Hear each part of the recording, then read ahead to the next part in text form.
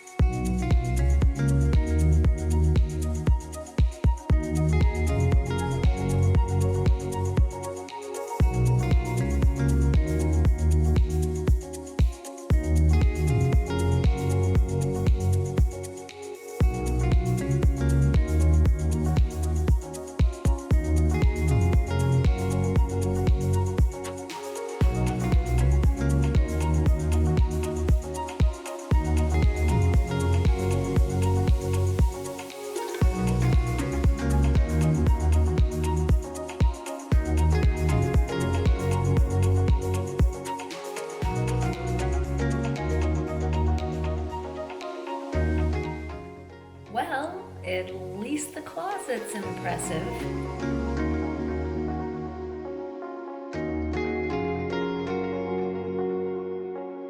Now I'm going to say right off the bat, the first one I looked at, I was a little disappointed in the property. It wasn't staged. It was $1.6 million. And, you know, it was nice, but not that nice. Okay, let's take a look at house number 2.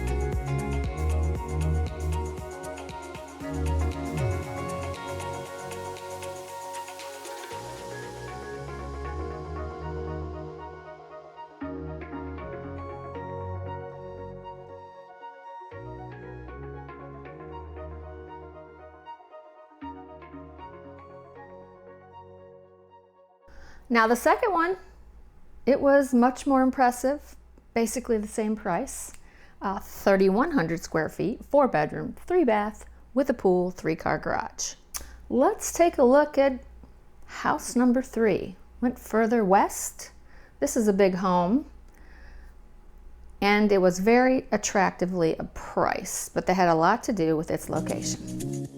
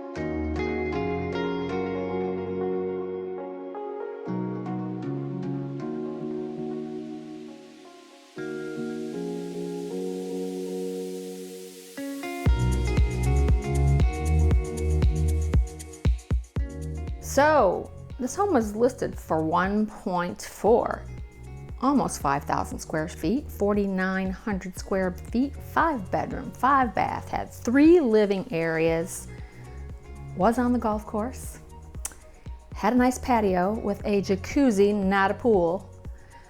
And you're scratching your head and you're wondering, wow, why is the price so low? It was located right near the turnpike. And yes, you could hear the road noise. So that had a lot to do with why it was priced where it was priced. If you're looking for a home and you have enough money for the down payment, let's see what it takes to get you to the closing table on a $1 million home.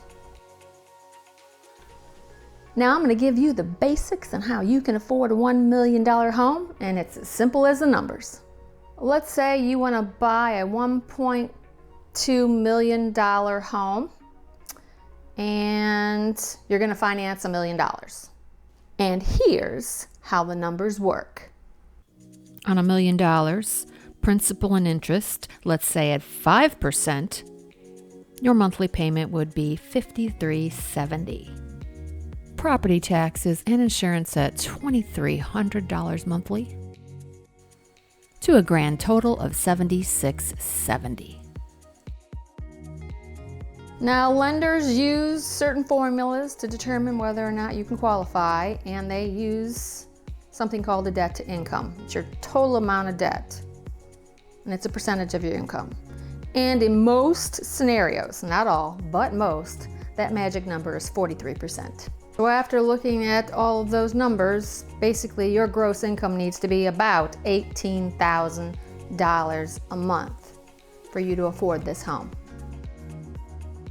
They'll let you have up to 43% of your gross income as debt. That's all of your debt. Your mortgage payment, principal, interest, taxes, insurance, and any other debt that you may have. For this example, we're assuming you don't have any other debt. But if you have other debt, it'll affect the situation. Well, if you found this information helpful, and I hope you did, give it a thumbs up.